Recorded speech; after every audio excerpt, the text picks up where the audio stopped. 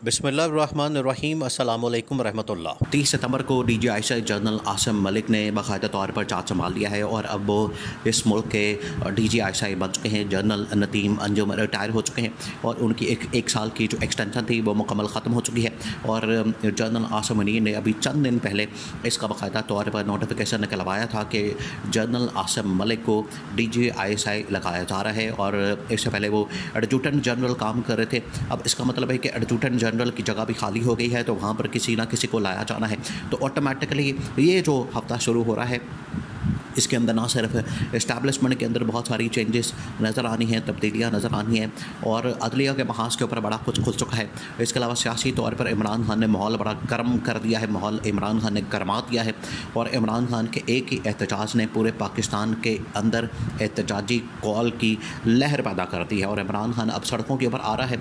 इमरान खान ने कह दिया है अपनी पार्टी को कि ये जो एहतजाज का सिलसिला है ये अब आपने जारी व सारी रखना है।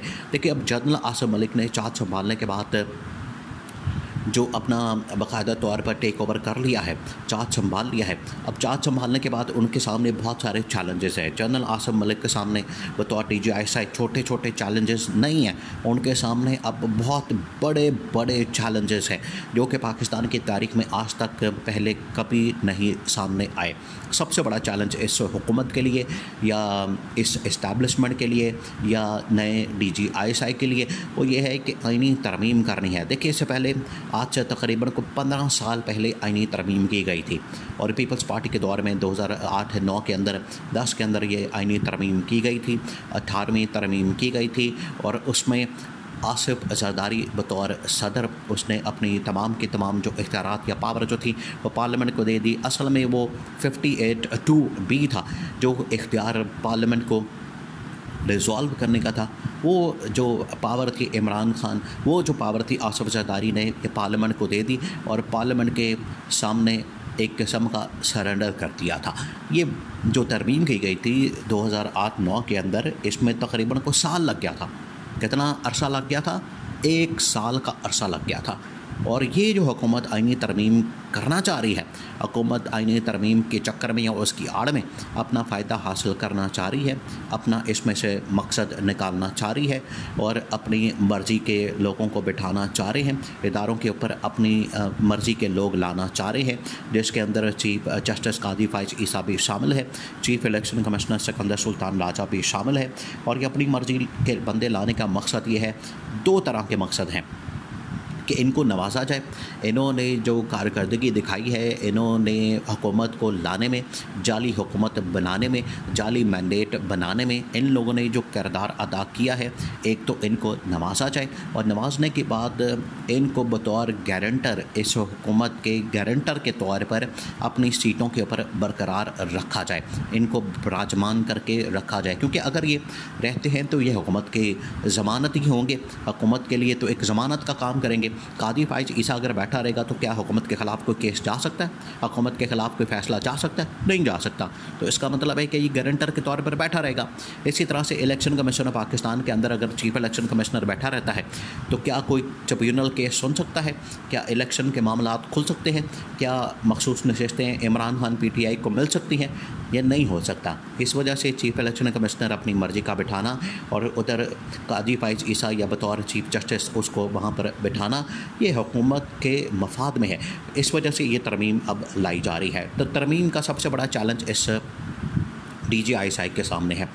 अब DGI देखें, यहाँ पर लोगों की ये ख्वाहिश होती है, लोगों की ये सोच होती है, जो शरीफ ख़ानदान और जरदारी ख़ानदान, इन्होंने हमेशा से इस तरह का सियासत की है, इस तरह की, और इन्होंने हमेशा से ये काम किया है कि अपनी मर्ज़ी के लोग बिठा दें, अपनी मर्ज़ी के बंदे बिठा दें, अपनी मर्ज़ी का आर्मी चीफ लगा दें, अपनी मर्ज़ी का चीफ जस्टिस लगा दें, अपनी मर्ज़ी का इलेक्शन कमिश्नर लगा दें और फिर उसके बाद इसी तरह से नीचे तक की इंतज़ामिया, DC लेवल तक की इंतज़ामिया, DC लेवल तक की इंतज़ामिया जो है अपनी मर्ज़ी की ला के बिठा के तो उनसे वहाँ अपनी मर्ज़ी से काम करवाए जाएँ। ये शरीफ ख़ानदान, जरदारी ख़ानदान का यही हमेशा से तरीका वारदात रहा है। इन्होंने अपनी मर्ज़ी से आर्मी चीफ लगाए, लेकिन शरीफ ख़ानदान और जरदारी ख़ानदान शायद तारीख से सबक नहीं सीखते, क्योंकि जब भी इन्होंने अपनी मर्ज़ी का आर्मी चीफ या अपनी मर्ज़ी का चीफ जस्टिस लगाया तो वो इनके ही गले पड़ गया। इससे ही इनको नुकसान हुआ है और उसने ही आके इनका गला पकड़ा है और उसने ही आके इनकी गर्दन उड़ाई है। और पिछले 15 साल की, 20 साल की, 25 साल की, 30-40 साल की आप तारीख उठा के देख लें, जहाँ जहाँ भी शरीफ ख़ानदान ने अपनी मर्ज़ी का बंदा लगाया है, उसने आके फिर इनका मक्कू ठप दिया है, उसने आके फिर इनकी मंजी ठोक दी है और इनकी मंजी के नीचे डांग फेरी है। अब ये जो काम करने जा रहे हैं, अब ये जो इनकी जानिब से काम किया जा रहा है, अब ये जो काम डालने जा रहे हैं, तो आईनी तरमीम का चैलेंज जो है, एक बहुत बड़ा चैलेंज इनके सामने है। अभी जो DGISI गए हैं, अभी जो DGISI रिटायर हुए हैं, जनरल नदीम अंजुम, उनके ऊपर ये चार्जेस लगाए जा रहे हैं या उनके ऊपर एक किस्म का इल्ज़ाम लगाया जा रहा है, उनकी कारकर्दगी के ऊपर या परफॉर्मेंस के ऊपर सवालिया निशान लगाया जा रहा है कि वो इलेक्शन भी मैनेज नहीं कर सके सही तरीके से, मखसूस नशिस्तों का मामला भी सही तरीके से मैनेज नहीं कर सके, जजेस को भी मैनेज नहीं कर सके, और आज आके ये जो लास्ट जो final nail in the coffin इसको कहा जाता है, जनरल नदीम अंजुम के रिटायरमेंट में ये जो लास्ट नेल थे, आखिरी जो कील था, वो था कि आईनी तरमीम पास करवाने में मुकम्मल तौर पर नाकामी का सामना करना पड़ा और लोग मैनेज नहीं हो सके, नंबर गेम पूरा नहीं हो सका, वो 2/3 मेजॉरिटी नहीं हो सके। तो सबसे बड़ा इस वक्त चैलेंज मौजूदा DGISI के लिए, जनरल आसिम के लिए, वो यही है कि आईनी तरमीम पास करवाई जाए। लेकिन अगर ये समझते हैं कि ये अपनी मर्ज़ी का बंदा ला के तो अपनी मर्ज़ी का फ़ैसला करवा लें, तो इस तरह से नहीं होगा।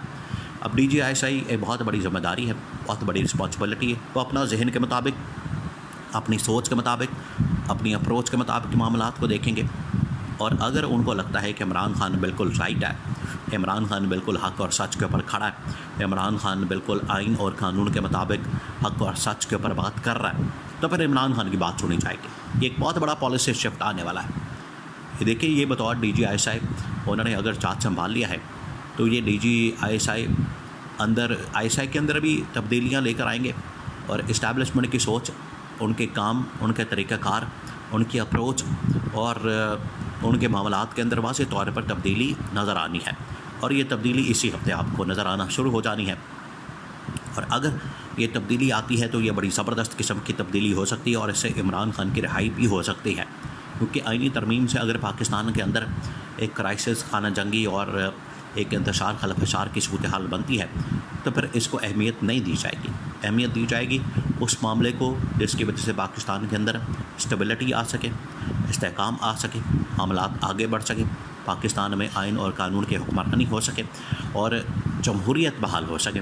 और ये किस सूरत में होगा कि जब आप PTI को, इमरान खान को आज़ाद करेंगे, उनको जमहूरी हुकूक देंगे, बहाल करेंगे और इमरान खान को आज़ाद करेंगे।